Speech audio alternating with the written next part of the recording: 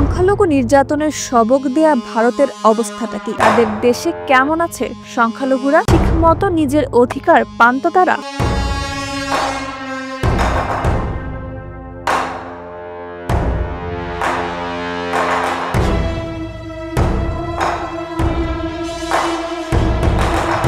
বাংলাদেশ ইস্যুতে বেশ মনোযোগী পাশের দেশ ভারত। তারা যতটা না নিজেদের নিয়ে ভাবে, তার চেয়ে যেন একটু বেশি ভাবে বাংলাদেশ নিয়ে।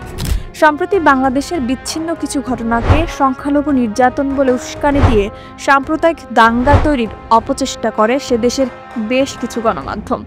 কিন্তু বাংলাদেশের মানুষ সর্বোচ্চ সম্প্রীতির পরিচয় দিয়ে সব ষড়যন্ত্র রুখে দেয়। তবে সংখ্যালঘু নির্যাতনের সবক দেয়া ভারতের অবস্থাটা কি? তাদের দেশে কেমন আছে সংখ্যালঘুরা? ঠিকমতো নিজের অধিকার পান তো তারা? নাকি ভারতের নিজেরই বাতির নিচে অন্ধকার আর বাতি জ্বালায় বাংলাদেশে? ভারতের প্রধানমন্ত্রী নরেন্দ্র মোদীর এক দশকের শাসনামলে দেশটিতে ধর্মীয় সংখ্যালঘু মুসলিমদের অধিকার ক্রমশ কমে আসছে। সংশোধিত নাগরিকত্ব আইন মুসলিম বিরোধী বলে অভিযোগ রয়েছে। দেশটির একমাত্র মুসলিম অধ্যুষিত জম্মু এবং কাশ্মীরের বিশেষ রাজ্যের মর্যাদা বাতিল করেছে মোদী সরকার। অযোধ্যায় বাবরি মসজিদের স্থানে নির্মিত হয়েছে রাম মন্দির। একাধিক রাজ্যে গরুর মাংস বিক্রি করা নিষিদ্ধ করা হয়েছে। মুছে ফেলার উদ্যোগ নেওয়া হচ্ছে মুঘল আমলের বিভিন্ন নাম এবং স্মৃতিচিহ্ন। যুক্তরাষ্ট্রের মানবাধিকার প্রতিবেদনেও ধর্মীয় সংখ্যালঘুদের অধিকার লঙ্ঘিত হচ্ছে বলে উঠে এসেছে। সব মিলিয়ে ধর্মীয় জনগোষ্ঠী হিসেবে সেখানকার মুসলিমরা প্রতিনিয়ত বিভিন্ন নিপীড়নের শিকার হচ্ছেন। শুধু মুসলমান নয়, ভারতে বসবাসরত অন্যান্য সংখ্যালঘুরাও নিরাপদ নয় সেখানে। সংখ্যার দিক দিয়ে তৃতীয় মুসলিম প্রধান দেশ ভারত। ইন্দোনেশিয়া এবং পাকিস্তানের পর ভারতেই সবচেয়ে বেশি মুসলমানের বসবাস। 147 কোটি জনসংখ্যার দেশে মুসলিমরা সংখ্যালঘু। দেশটিতে মুসলিম জনসংখ্যা 20 কোটি এবং হিন্দু জনসংখ্যা 115 কোটি। এক দশক আগেও সেখানকার মুসলিমরা নিজেদের ভারতীয়ই মনে করত। কিছু বিচ্ছিন্ন ঘটনা ছাড়া তারা হিন্দু মুসলিমরা পাশাপাশি মিলেমিশে থাকত। হিন্দুদের পালা পার্বণে পূজা অর্চনায় মুসলমানরা সামিল হতেন, আবার মুসলিমদের ঈদ আনন্দ সহ বিভিন্ন অনুষ্ঠানে হিন্দুদের অংশগ্রহণও ছিল স্বাভাবিক। কিন্তু এখন পরিস্থিতি পাল্টে গেছে। 80 দশকের মাঝামাঝিতে ভারতের জনসংখ্যার 11% ছিল মুসলিম। তখন পার্লামেন্টে তাদের আসন ছিল 9%। এখন মুসলমান জনসংখ্যার হার বেড়েছে, কিন্তু পার্লামেন্টে তাদের আসন কমেছে। মাত্র 5% মুসলিম জনপ্রতিনিধি রয়েছে পার্লামেন্টে। 6 বছর আগে আগ্রার এক নামকরা স্কুল থেকে মুখ ভার করে বাড়ি ফিরেছিলেন এক মুসলিম ছাত্র। 9 বছর বয়সী ছাত্রটি বাড়ি ফিরে তার মাকে বলেছিল সে আর স্কুলে যাবে না।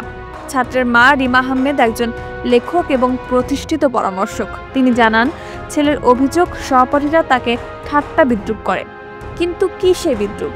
ছেলে জানায়, সহপাঠীরা প্রায়ই আমাকে বলে ও একটা পাকিস্তানি সন্ত্রাসী, ওকে মেরে ফেলো। কেউ কেউ নর্দমার কীট বলেও ডাকে এবং শিক্ষকরা এসব ঘটনা দেখেও না দেখার ভান করে। চলতি বছরের মার্চ মাসে ভারতের রাজধানী দিল্লির ইন্দ্রলোক এলাকায় রাস্তায় একসঙ্গে নামাজ পড়ছিলেন বেশ কয়েকজন মুসল্লি। তারা যখন সিজদা করছিলেন তখন মুসল্লিদের লাথি মারে এক পুলিশ সদস্য। যদিও পরে ওই সাব ইন্সপেক্টরকে সাময়িক বরখাস্ত করা হয়। 2022 সালের মুস্কানের কথা মনে আছে নিশ্চয়ই? আমি আল্লাহ আকবার বলেছিলাম কারণ আমি খুব ভয় পেয়েছিলাম, এবং যখন আমি ভয় পাই আমি আল্লাহর নাম নিই। কথাগুলো বলছিলেন কর্ণাটকের মান্ডা জেলার একটি প্রি ইউনিভার্সিটি কলেজের বিকম দ্বিতীয় বর্ষের ছাত্রী মুস্কান খান।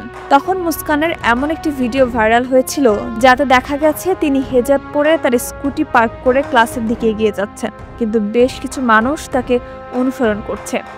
দেখা যায় গেরুয়া রঙের স্কার্ফ পরিহিত একদল ব্যক্তি জয় শ্রীরাম, বোরকা খুলে ফেল সহ আরও অনেক স্লোগান দিয়ে ছাত্রীটির দিকে এগিয়ে যাচ্ছে এবং চিৎকার করছে। ওই ছাত্রীটিও তখন ভিড়ের দিকে ফিরে দুহাত তুলে আল্লাহু আকবার বলে চিৎকার করতে থাকে। ওই ঘটনা আর ভিডিওটি তখন পুরো বিশ্বে আলোচনার ঝড় তোলে। ভারতের প্রধানমন্ত্রী নরেন্দ্র মোদীর রাজ্য গুজরাটের 64 বছর বয়সী এক মুসলিম ভোটার মেহমুদ ভাই খাত্রি বলেন, বিজেপি হিন্দু মুসলিম ইস্যুকে জিইয়ে রেখেছে, ফলে তারা পরস্পরের শত্রু রয়ে গেছে। মুসলিমদের হয়ে কেউ কথা বললে তাকে পুলিশ তুলে নিয়ে যায়, তার বাড়ি বুলডোজার দিয়ে গুড়িয়ে দেওয়া হয়। ভারতের 28টি রাজ্যের একটিতেও একজন মুসলিম মুখ্যমন্ত্রী নেই। 19টি রাজ্যের মুখ্যমন্ত্রী বিজেপির। এমনকি যে উত্তরপ্রদেশে সবচেয়ে বেশি মুসলমানদের বসবাস, জনসংখ্যা 16% মুসলিম, সেখানে মুসলিম বিধায়কের হার মাত্র 7। পুরো ভারতের 28 রাজ্যের 4000-এর বেশি বিধায়ক, তাদের মধ্যে মাত্র 6% মুসলিম।